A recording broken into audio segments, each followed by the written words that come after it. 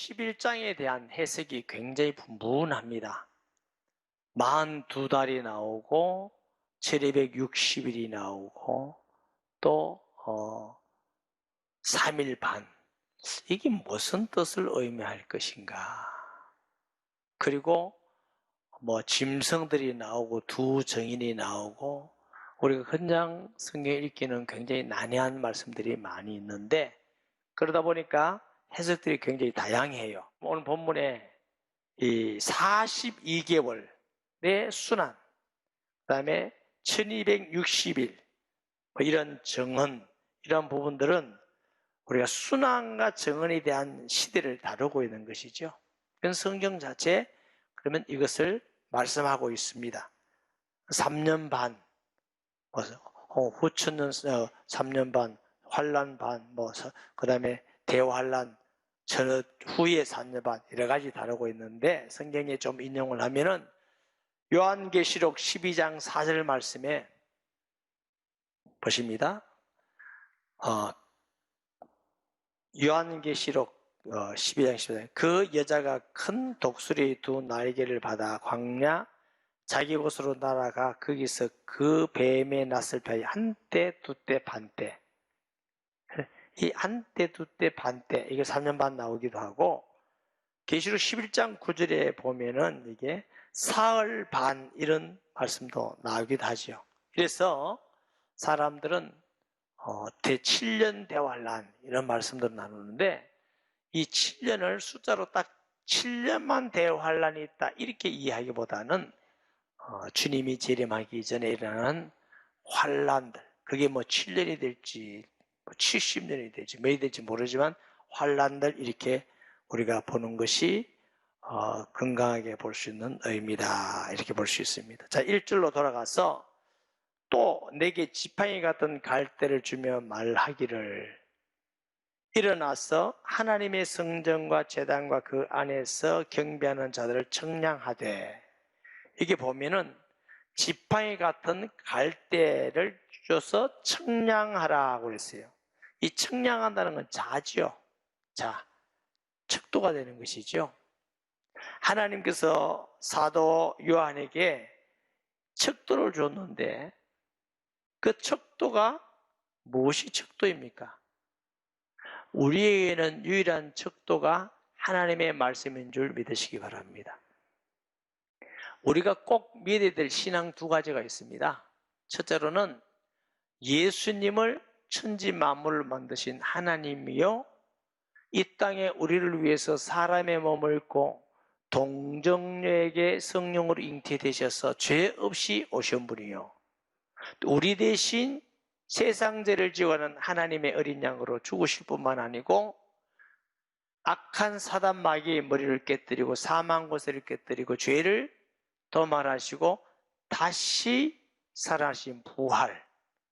그래서 주는 그리스도시요 살아계시는 하나님의 아들이십니다.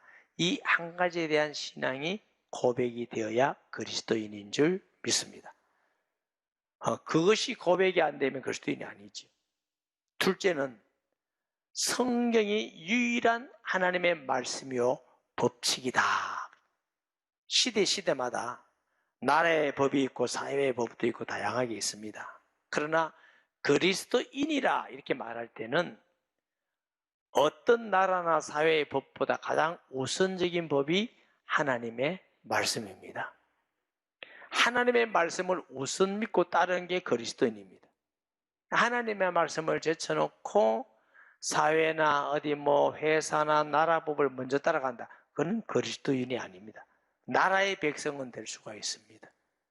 그래서 시대마다 하나님의 말씀과 세상 법이 충돌할 때 핍박이 일어나고 순교가 일어나고 피를 흘리고 그랬어요. 하나님의 말씀이 척도입니다. 아멘.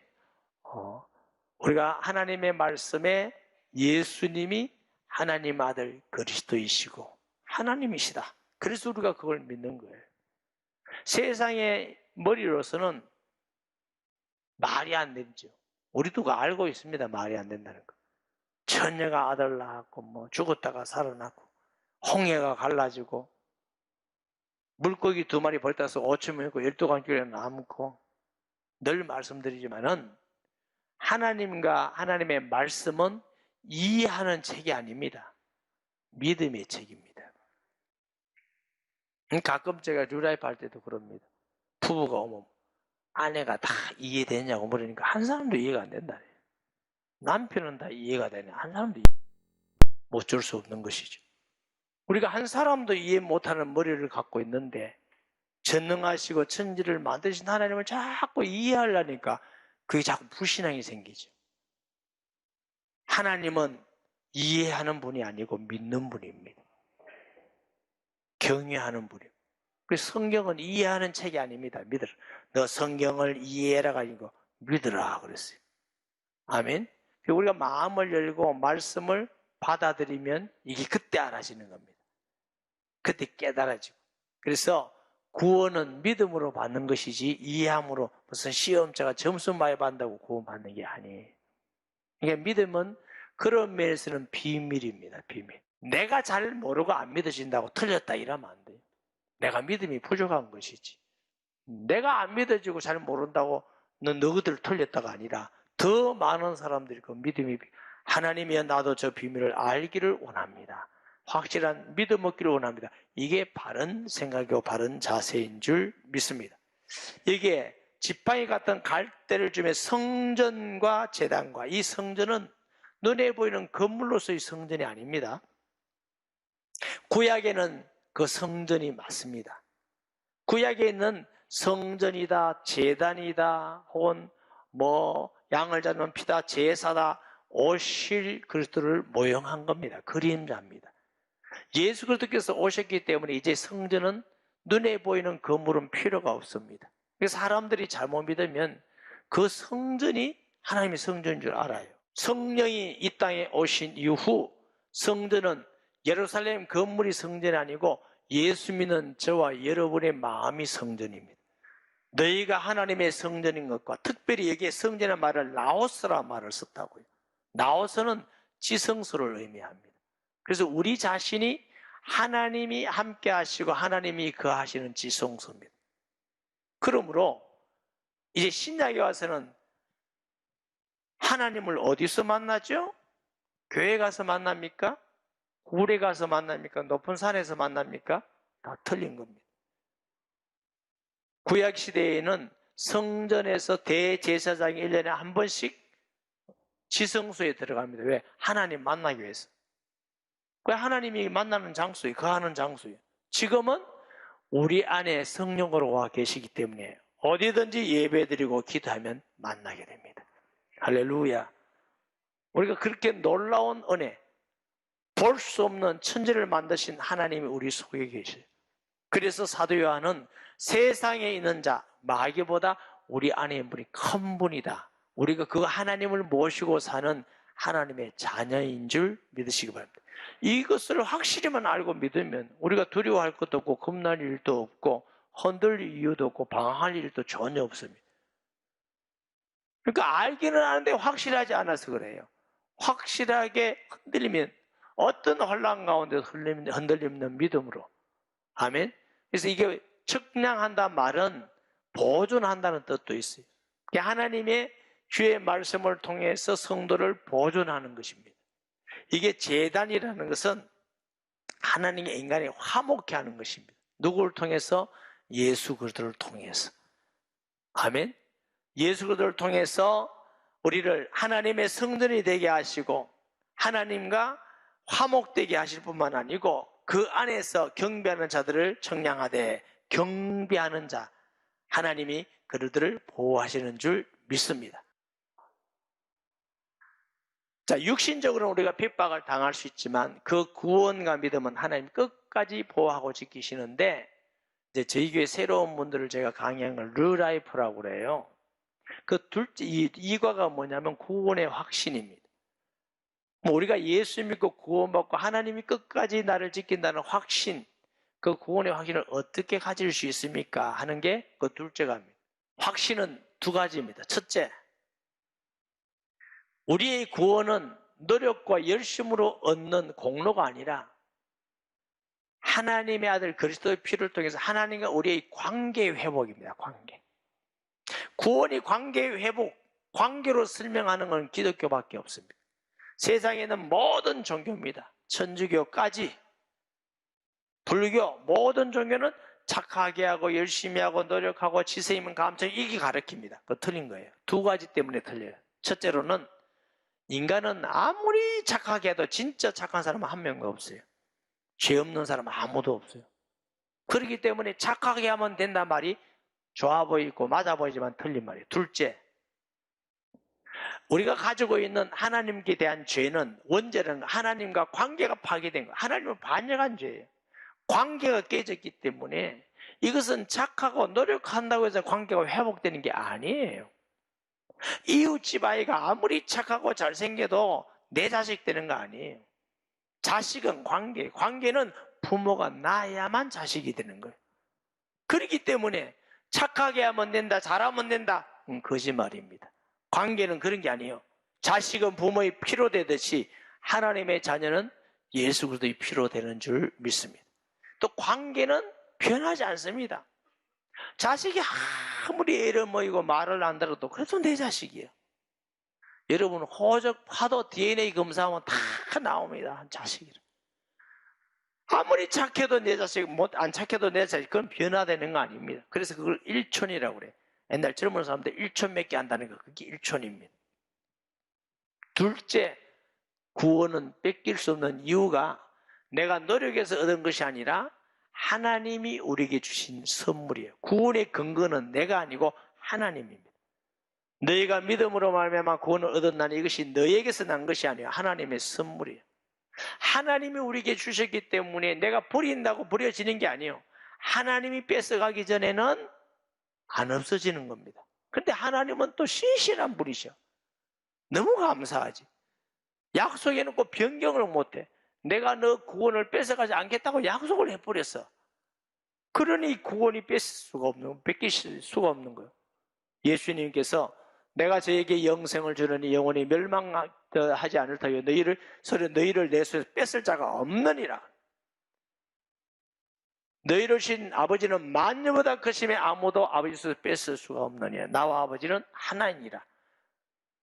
하나님이 약속을 딱 했기 때문에 우리의 구원은 아무도 뺏어갈 수 없을 만큼 확실하기 때문에 때로는 환난이 오고 역경이 오고 손해가 보고 어떤 일이 있다 할지라도 믿음을 확실히 지켜나가시기를 주의 이름으로 축복합니다. 조금 편하게 살고 조금 돈 벌고 명예 얻고 권력 얻기 위해서 믿음을 버린 사람만큼 불쌍한 사람이 없어요. 왜? 우리가 오래 살아도 그래 오래 안 삽니다. 100세까지 사는 사람 많이 없습니다. 우리가 이 땅에 사는 거 잠깐 살아요. 하나님 나라가 영원하고 지옥도 영원해요. 그렇기 때문에 사도 바울 같은 사람은 이 땅에 사는 게 묶이지 아니하고 영원한 나라를 위해서, 우리가 고난받고 핍박을 받는다 할지라도 믿음을 지키면서 영원한 생명을 얻는 것이 복이 있는 것인 줄 믿으시기 바랍니다. 2절에 성전 바깥 마당은 청량하지 말고 그냥 두라. 이것은 이방인에게 주어서인즉 그들이 거룩한 성을 42달 동안 밟으리라. 이게 성전 바깥 마당, 근데 이게 거룩한 성이라고 했어요. 사람들 보기에는 거룩한 성도같이 보이는데 이런 교회나 성도, 어떤 성도 예수 믿는 형식은 있는데 진짜 예수는 안 믿어. 진짜 예배 안 드려. 괜히 인간적인 인본주의 쓰고 예배 드리는 것도 진짜로는 아니고 마음이 아니고 형식적으로. 목사님 그런 사람이 있습니까? 있습니다. 유형교회. 눈에 보이는 교회 안에는 있을 수 있습니다. 그러나 무형교회, 눈에 보이지 않고 예수님을 믿는 구주로 예수님을 머리로 하는 교회는 하나밖에 없는 교회인데 그 교회는 진실된 믿음만 가지고 있는 사람이 오는 줄 믿습니다. 3절에 내가 나의 두 증인에게 권세를 주리니 그들이 굵은 베옷을 입고 1260일을 예나. 이게 두 증인, 사람들이 특별한 어떤 사람을 붙여서 두 사람을 두 증인으로 해석하는 것은 굉장히 위험합니다. 옛날에 이단들 중에 자기가 두 증인 중에 한 명이고 감남나무라 해서 공갈치고, 그런데 또 사람을 따라갑니다.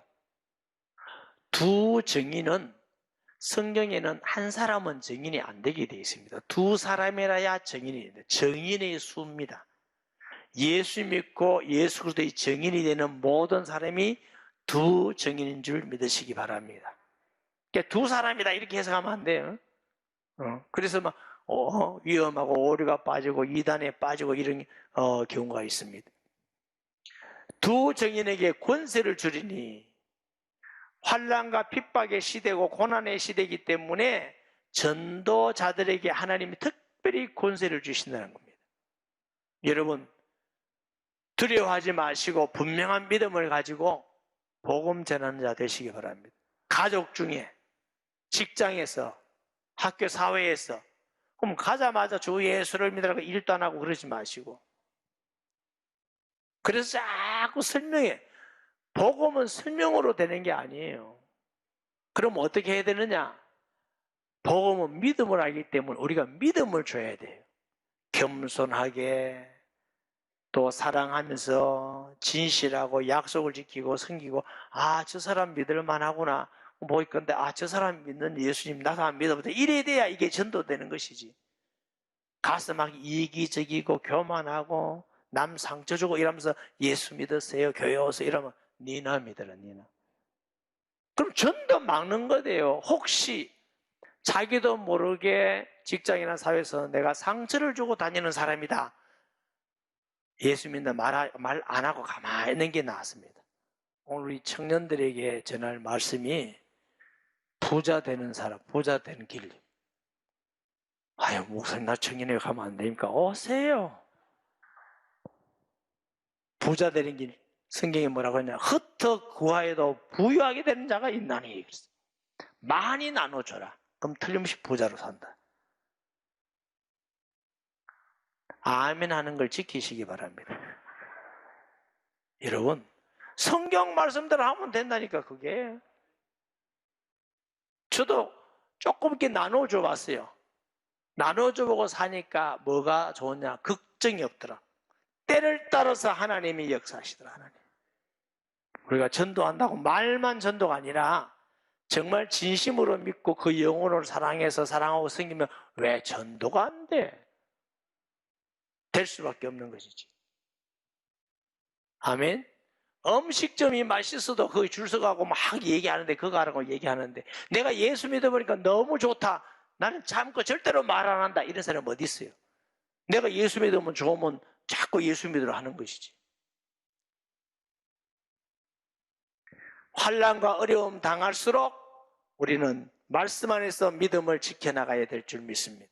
그래서 두 감람나무와 주 촛대 성령을 통해서 빛을 비치는 것입니다. 만일 누구든지 그들을 해하고자 하면 그들의 입에서 불이 나와서 그들의 원수를 삼켜버릴 것이요 누구든지 그들을 해하고자 하면 반드시 그와 같이 죽임을 당하리라. 그들이 권능을 가지고 하늘을 닫아 그 예언하는 날 동안 비가 오지 못하게 하고 엘리야에게 임한 하나님의 역사였습니다. 엘리야가 말씀했더니 불이 내려와서 50명의 군인이 죽었어요. 목사님 잔인하게 왜 군인을 죽입니까? 그것이 아니고 엘리야를 방해하고 대적하는 도무지 하나님의 일을 방해하는 자에게 기도했더니 하나님이 그런 권능을 나타내 주셨어요. 아합 시대에 너무너무 악하고 우상숭배하고 죄를 지으니까 하나님께 하나님 비를 오지 않게 했더니 비가 안 왔어요. 전도자에게 있는 권능을 주신다는 것이에요. 6절에 그들이 권능을 가지고 하늘을 닫아 그 예언을 하는 날 동안 비가 오지 못하게 하고 또 권능을 가지고 물을 피로 변하게 하고 아무 때든지 원하는 대로 여러 가지 재앙으로 땅을 치료다. 모세에게 주신 것. 하나님이 출애굽하실 때 출애굽할 때 이스라엘 사람들에게 모세에게 권능을 주셨어요. 나일 강을 쳤더니 피로 만들어 버렸어요. 홍해가 갈라진 기적이 일어났어요. 불기둥 구름기를 인도하고 광야에서 만나를 먹게 하시기도 하고. 왜? 살아계신 하나님을 증거하기 위해서. 그런데 이 사람 마음이라는 게 기적과 표적을 본다고 믿는 거 아닙니다, 여러분. 매일 불기둥 구름기도 인도받고 만나를 먹는데도 매일 원망하고 불평하잖아요. 믿음은 기적과 환경이 아니고 내 마음이에요, 내 마음. 뭐 환경이 그러니 그런 말 하지 마세요. 내가 교만하고 불신앙하면은 아무 기적이 일어나도 안 믿는 거예요. 내가 어떤 사람에게 전도했는데 자네가 영적 문제가 귀신 들리는데 예수 믿고 귀신이 떠나가도 안 믿어. 자네를 위해서 믿으라고 했더니 안 나와도 나는 안 믿겠다고. 내가 야 대단하다 대단해.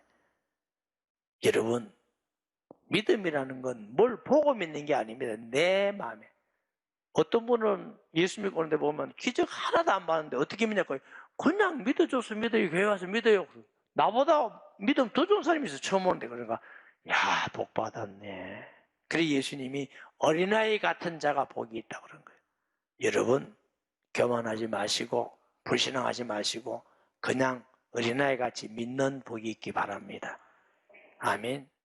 7절에 그들이 그 정언을 마칠 때 무주갱으로부터 올라오는 짐승이 그들과 더불어 전쟁을 일으켜 그 정언을 마칠 때 전도자들의 사명이 끝날 때 무주갱에서 짐승이 나온 거예요.